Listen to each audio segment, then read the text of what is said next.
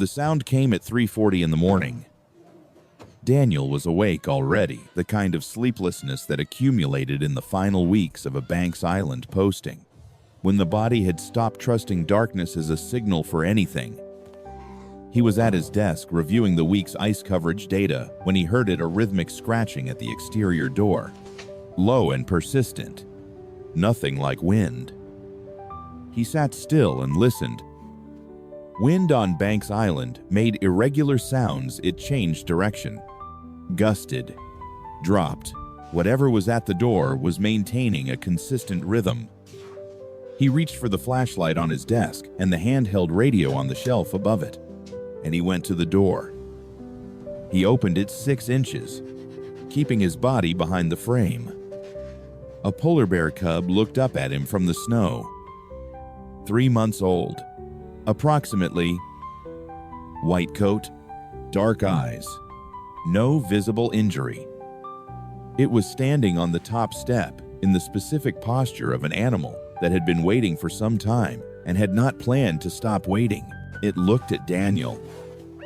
It made a sound high, sharp, a single syllable, and then it turned and took 3 steps into the dark and stopped. It looked back.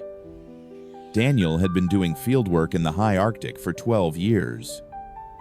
He had read enough behavioral literature to know that a lone cub of this age at a research station in the middle of a Banks Island winter was information, not coincidence. Cubs this age did not separate from their mothers voluntarily. If it was here without her, there was a reason. He went back inside for his parka, his medical kit, and his satellite phone. He told himself he would follow it 50 meters. If nothing was resolved in 50 meters, he would return and call for support. He followed it with 200. She was in the lee of a pressure ridge, 180 meters northeast of the station, partially sheltered from the wind by the ice formation that had probably saved her from hypothermia in the hours she had been lying there. The cub had been moving at a pace calibrated to Daniel's speed, fast enough to maintain direction, slow enough to ensure he kept up, and when it reached her, it broke into a run and pressed itself against her flank. She was a large female, heavily pregnant, lying on her right side in the snow.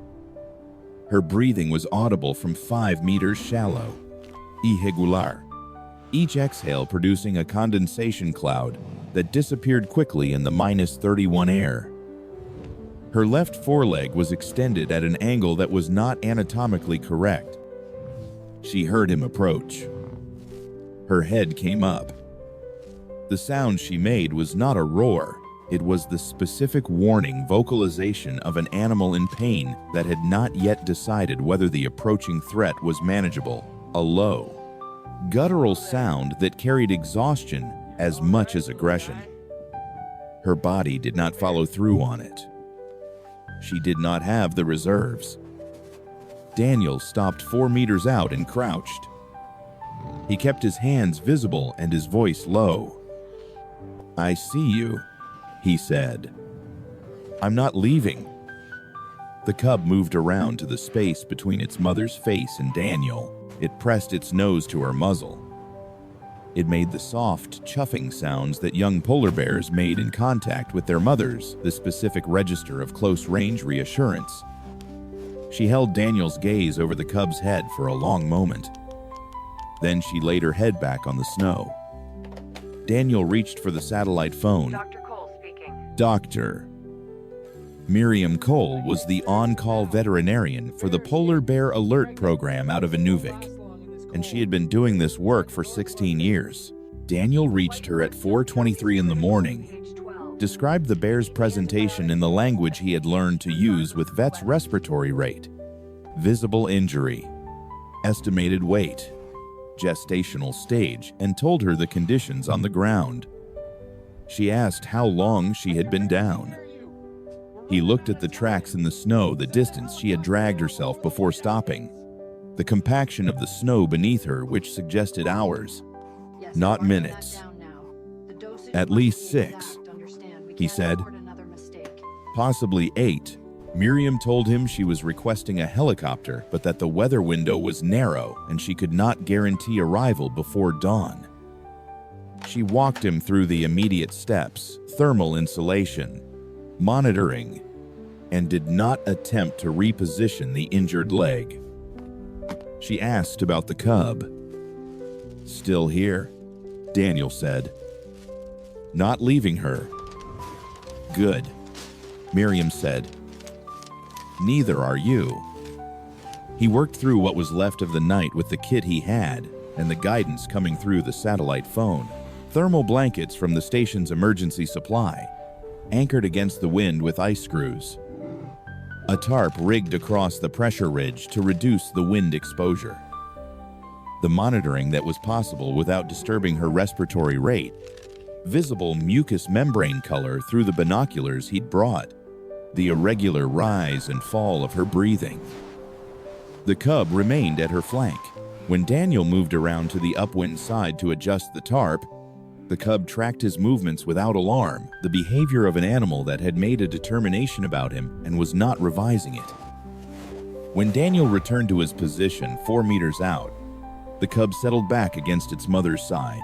At 5:40, with the temperature dropping further and her breathing becoming more labored, Daniel noticed something he had not seen in the dark, a dark residue around her muzzle and on the snow near her face. He photographed it and sent the images to Miriam. Miriam called back in 8 minutes. "Sample it if you can," she said, carefully. "But I think I know what that is." He used a swab from the kit. He packaged it in a sealed sample bag and put it in his inner pocket to keep it from freezing. He photographed the surrounding area with his headlamp. 15 meters to the northeast, he found the partial remains of a marine animal, degraded, washed up, the kind of debris that appeared on Arctic coastlines with increasing frequency as ice patterns changed and ocean currents redistributed what the southern seas discarded. She had been scavenging. The food she could reach by hunting on increasingly fragmented ice was not meeting the caloric demands of the pregnancy, so she had eaten what was available. What was available had been contaminated. He stood over the debris for a moment in the dark before going back to her. The helicopter arrived at 7:51, 40 minutes after first light. Miriam came down the ladder with 2 assistants and a hard case of equipment before the rotors had stopped turning, moving with the efficiency of someone who had done emergency field calls in conditions like these enough times to have stopped thinking about the conditions and started thinking only about the animal. She did a full assessment in 12 minutes. Fractured radius on the left foreleg consistent with a fall through thin ice.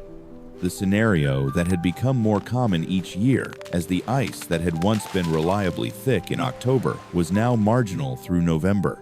Toxicology would confirm the contaminant from the sample Daniel had taken, but the presentation was consistent with PCB exposure from contaminated marine debris, polychlorinated biphenyls, industrial compounds that had been accumulating in Arctic food chains for decades, concentrated in the marine mammals that washed onto Arctic coastlines and were scavenged by bears whose terrestrial food options had narrowed. "The leg we can stabilize," Miriam said.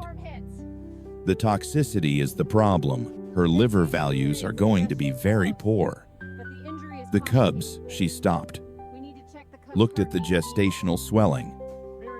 "She's close. 2 weeks. Maybe 3. Can she deliver in this state?" Miriam looked at the bear. The bear was watching them with the half-focused attention of an animal running on inadequate oxygen and dwindling metabolic reserves. "She's going to try," Miriam said. They built the field hospital around her, 2 portable windbreaks. The thermal tarp extended and re-anchored, a heat source positioned at the calculated distance that would raise ambient temperature without causing rapid temperature change in an animal already in metabolic stress. The IV line, the difficult part. The part that required her to accept the needle and the line, and the humans maintaining it went in on the second attempt. Miriam working with the deliberate calm of someone who had learned that speed and calm were not contradictory in field medicine. The cub watched from its position at her flank. It did not interfere. When one of Miriam's assistants moved too quickly around the mother's head, the cub repositioned itself between them, not aggressively, but as a statement of proximity, a physical reminder that it was present and attending. The assistant slowed down. The cub returned to its position.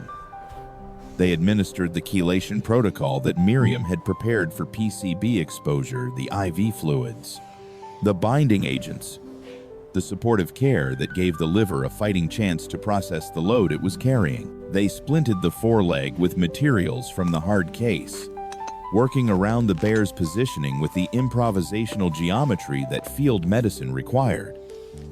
Daniel held equipment, monitored the IV line, relayed vitals to Miriam every 15 minutes. At 2 in the afternoon, the mother's breathing changed. Not worse, different, deeper. The labored quality in each exhale had been present since Daniel first reached her and had become the baseline he was comparing everything else against. This was different from that baseline in a direction that took him a moment to identify because he had not heard it in the hours he had been sitting with her. She was breathing more easily. He looked at Miriam.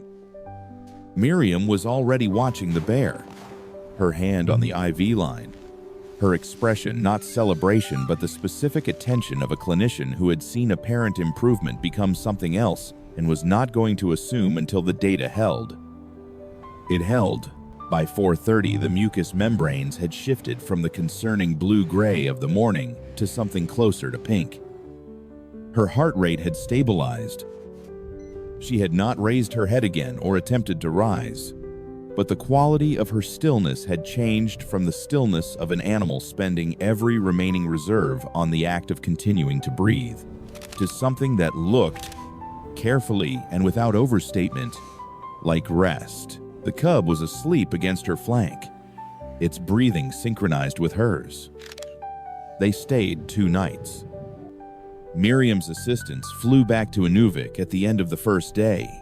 The ongoing monitoring did not require 3 people, and the helicopter's fuel budget did not support 3 people on standby.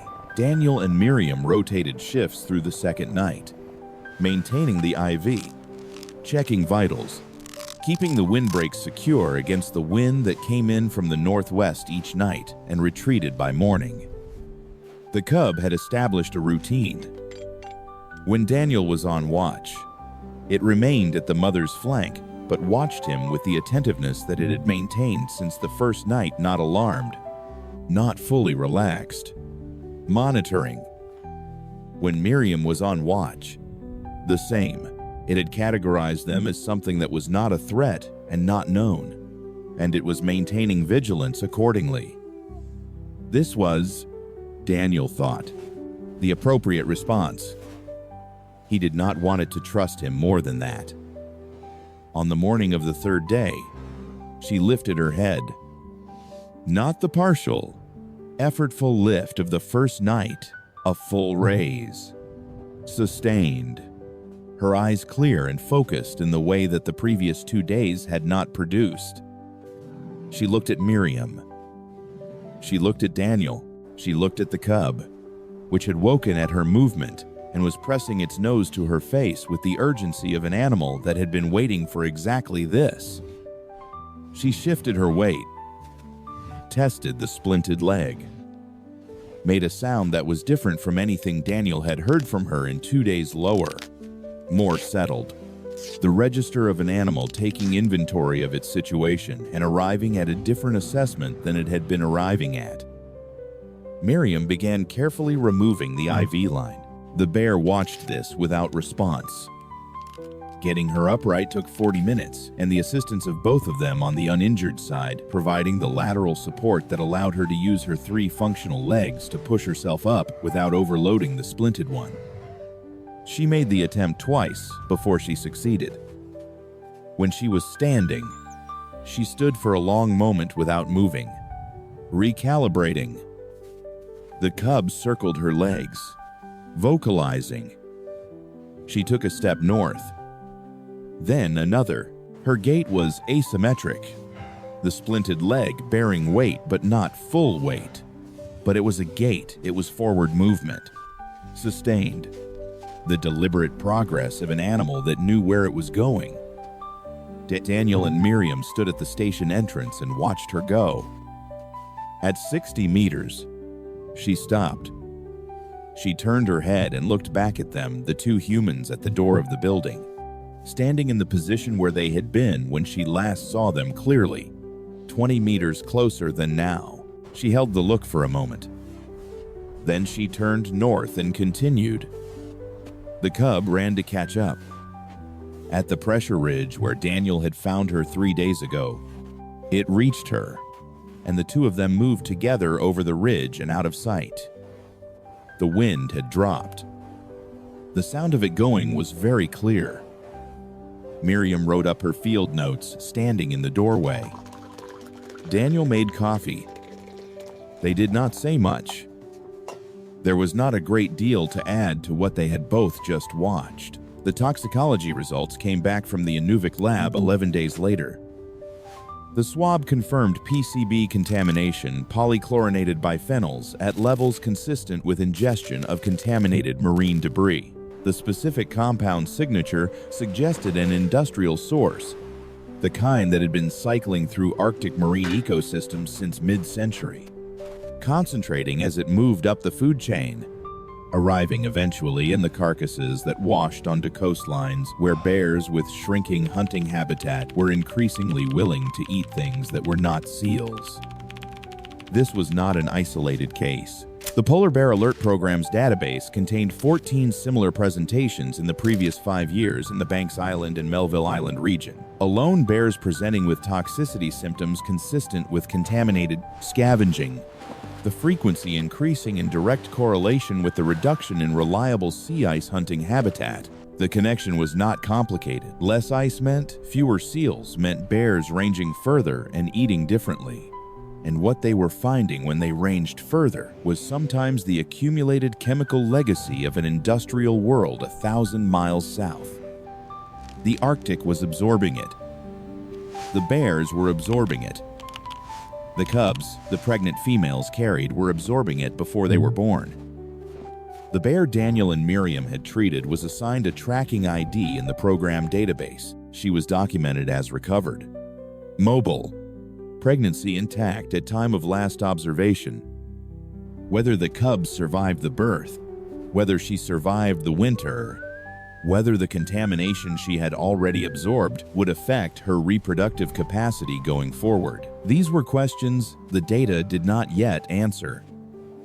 The cub that had come to the door at 3:40 in the morning was not tracked. It had no tag, no ID. It had gone over the pressure ridge with its mother, and that was the last record of it. Daniel filed his portion of the incident report and returned to his ice coverage data.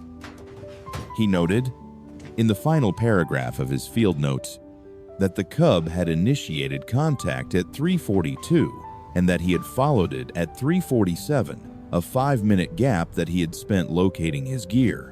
He did not note that he had spent 2 of those 5 minutes standing at the closed door, listening to it wait in the dark outside.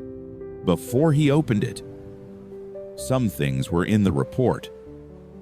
Some things were just true. The contamination that nearly killed the bear in this story is not a hypothetical risk.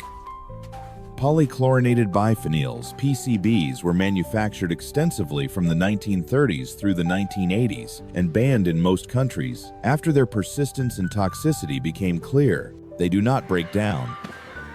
They cycle through ecosystems for decades, concentrating in fat tissue as they move up food chains, arriving in highest concentrations in the apex predators of the Arctic polar bears, killer whales, and the cubs born to females who have accumulated a lifetime's worth of exposure. According to Environment and Climate Change Canada's Arctic Contaminants Program, PCB levels in polar bears in the Canadian Arctic remain significantly above background thresholds, with the highest concentrations found in bears from the Baffin Bay and Lancaster Sound populations. Females transfer a portion of their accumulated PCB load to cubs through gestation and nursing. Cubs are born already contaminated. This happens alongside and is made worse by the sea ice loss that reduces hunting habitat and pushes bears toward contaminated scavenging. The two pressures compound each other in ways that population models are still working to quantify. Polar Bears International funds both the field research that documents these pressures and the advocacy work that connects the science to policy. World Wildlife Fund's Arctic program works specifically on habitat protection and contaminant reduction across the circumpolar region. Both links are in the description below. If this video stayed with you, please like and subscribe. It helps these stories reach people who haven't heard them yet.